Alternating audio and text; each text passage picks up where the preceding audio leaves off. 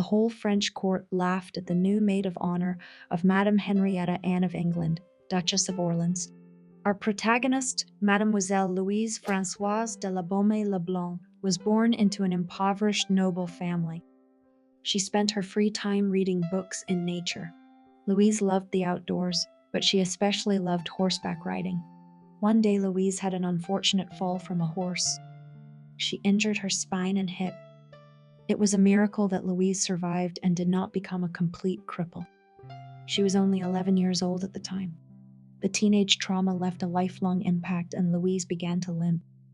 The provincial girl soon found her way to court, and as we know, the royal court did not like ugly women. The women at Versailles were hypocritical gossips, eager to make fun of the weaker girl. Aristocrats especially mocked other women's lack of manners and appearance. By Versailles standards of beauty, Louise was not beautiful. She was thin and pale, lame, and had smallpox marks on her face. But I hasten to assure you, Louise was still a charming young person, despite her flaws. She had very thick, long and blonde hair, a gentle look in her blue eyes, a noble face with a blush on her cheeks and a calm nature.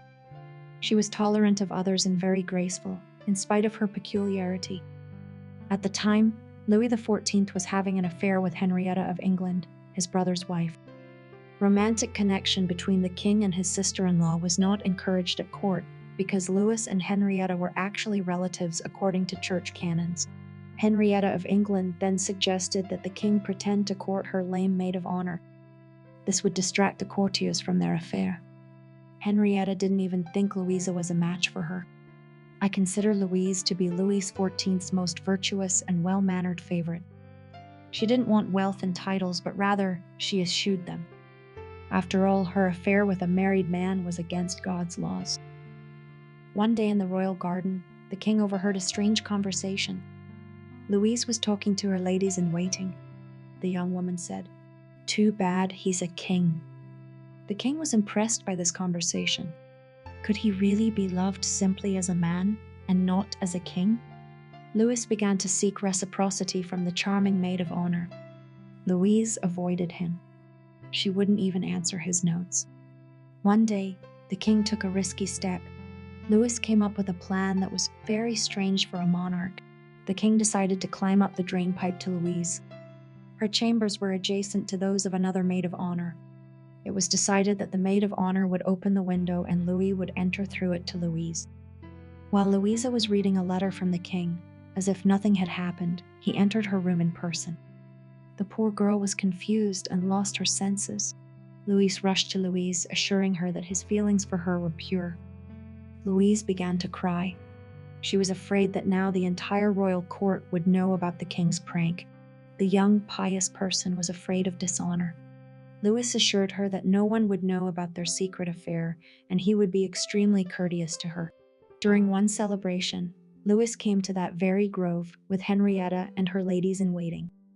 It was in this grove that Louisa had once confessed to her friends how she felt about the king. These very trees were decorated with garlands of lilies and lit with candles. It was the king's secret sign showing his favor to the beautiful Louise.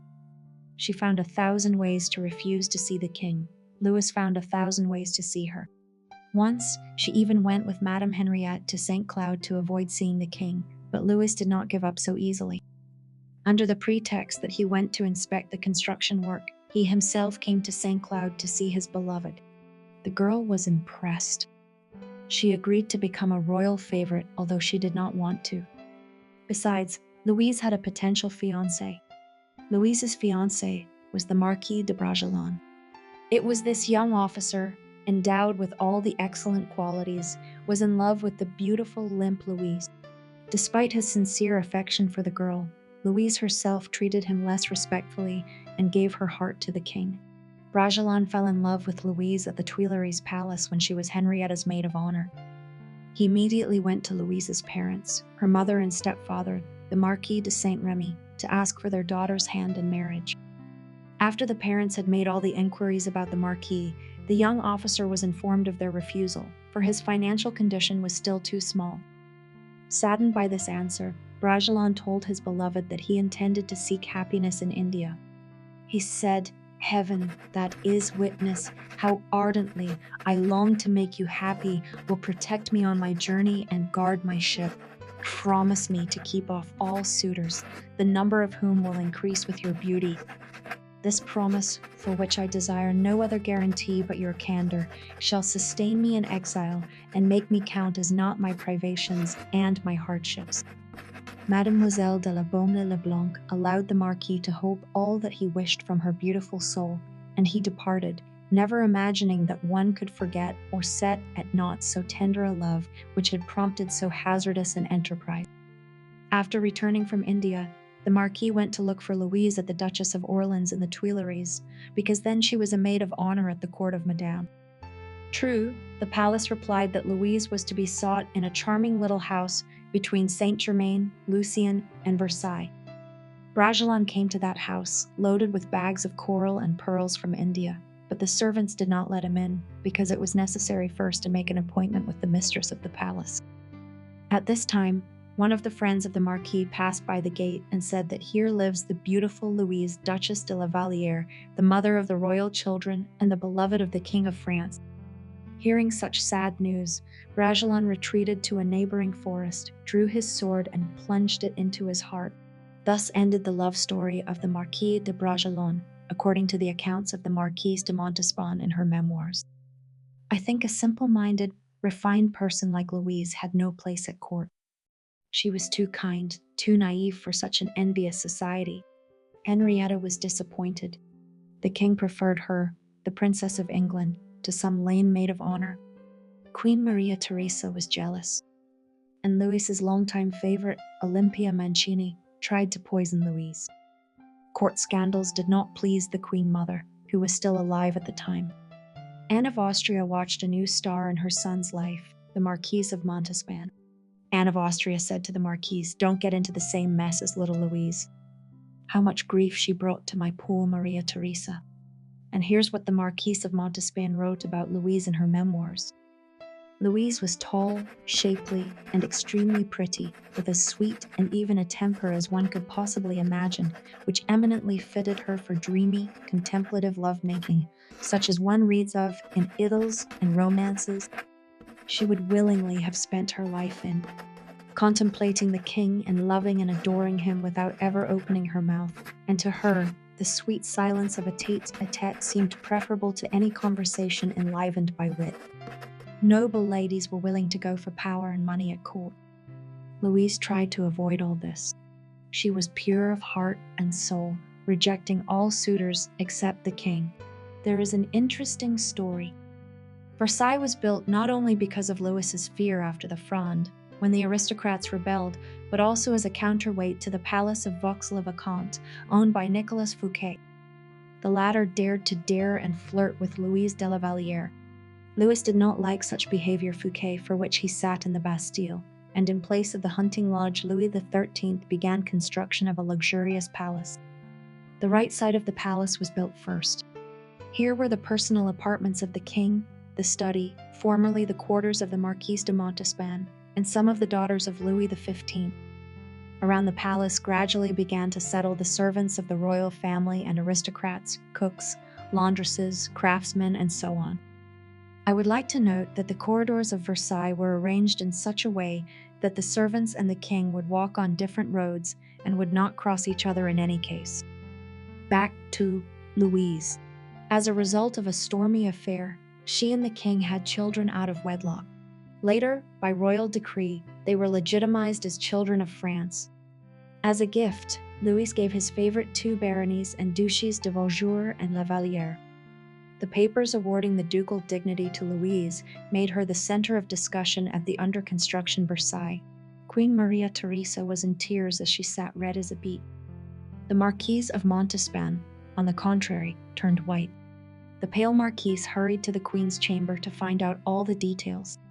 The Queen had no idea that Montespan, her maid of honor, had fallen in love with the king, and was also visiting a fortune-teller from whom she was taking potions.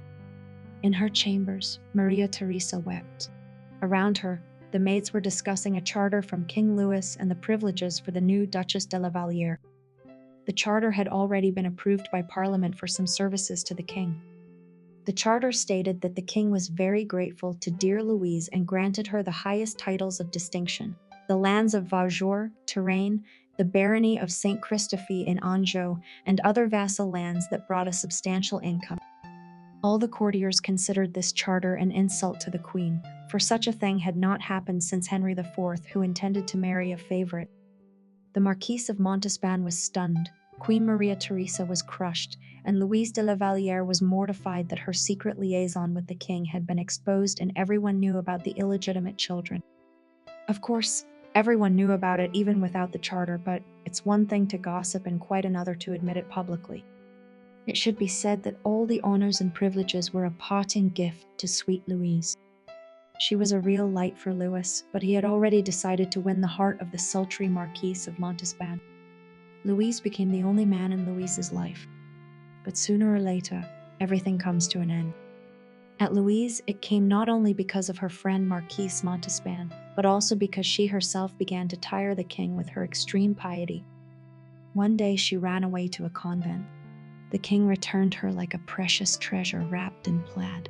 The second time, Louis allowed her to leave the court. A new Versailles star had risen, that of Athénée Montespan. Louise, in her naivety, saw in her not a rival but a soulmate. She revealed her love secrets to the Marquise Montespan, and with Louis shared her impressions of her new friend. It came to the point that the rooms of the girls became adjacent, and bypassing the chambers of La Vallière, the king went to Montespan. Because of her great love, Louise endured all the humiliation. She helped to dress Montespan, and the king occasionally visited Louise after the hunt to powder and then go to the next room to the new favorite. Elizabeth Charlotte of Palatinate, the second wife of Philip of Orleans, wrote in her memoirs about Louise. She treated Louise very well and disliked Athénée very much. Madame de la Vallière was no light mistress, as her unwavering penitence sufficiently proved. She was an amiable, gentle, kind, and tender woman. Ambition formed no part of her love for the king. She had a real passion for him and never loved any other person. It was at Montespan's instigation that the king behaved so ill to her.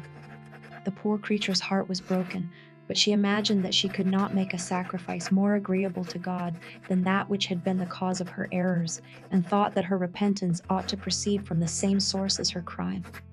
She therefore remained, by way of self-mortification, with Montespan, who, having a great portion of wit, did not scruple to ridicule her publicly, behaved extremely ill to her, and obliged the king to do the same.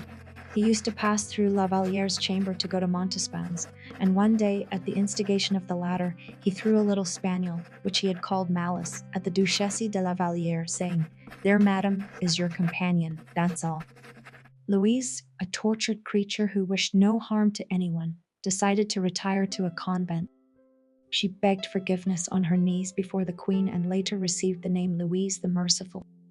Louise said to the king, "You know my heart, my lord. I can tell you that I have never desired power in my life.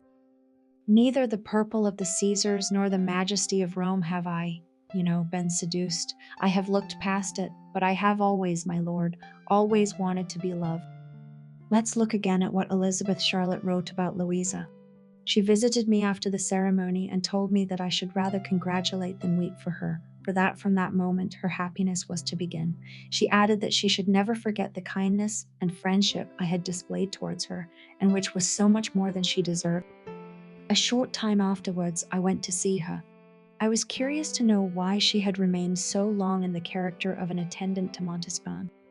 She told me that God had touched her heart and made her sensible of her crimes, that she felt she ought to perform a penitence and suffer that which would be most painful to her, which was to love the king, and to be despised by him, that for the 3 years after the king had ceased to love her, she had suffered the torments of the damned, and that she offered her sorrows to heaven as the expiation of her sins, and as her sins had been public, so should be her repentance. She said she knew very well that she had been taken for a fool, who was not sensible of anything, but that at the very period she alluded to she suffered most, and continued to do so until God inspired her with the resolution to abandon everything, and to serve him alone, which she had since put into execution, but that now she considered herself unworthy, on account of her past life, to live in the society of persons as pure and pious as the Carmelite sisters. All this evidently came from the heart. Louise de la Vallière lived to be 65 years old. She spent her life in a Carmelite convent. Before she left, she tearfully asked Queen Maria Theresa for forgiveness, and being already a nun, communicated with the Marquise Montespan as an old friend. By the way, in her memoirs, Montespan repented for what she did to Louise and wrote that she did not plan to become a favorite of the king. Let's take a look at one of her memoirs. Moreover, Mademoiselle de la Vallière never broke with me. She shed tears in abundance and wounded my heart 1,000 times by the sight of her grief and her distress. For her sake, I was often fain to bid farewell to her fickle lover, proud monarch though he was. But by breaking with him, I should not have re-established La Vallière. The prince's violent passion had changed to mere friendship, blended with esteem. Louise is a woman who was not meant to be a royal favorite. The position of royal favorite was reserved for cunning and agile ladies. The Duchess de la Vallière was not. In an ideal life, she would be married, living in a cozy nest away from the royal court and raising children. But her beauty, despite her lameness, was fatal. She was far removed from political and palace intrigue. And for her association with the king, Louise felt guilty. Louise's beauty was inherited by her daughter, Marianne de Bourbon. She inherited all of her mother's vast fortune and titles. I'd be delighted if you'd subscribe to my channel. Thank you.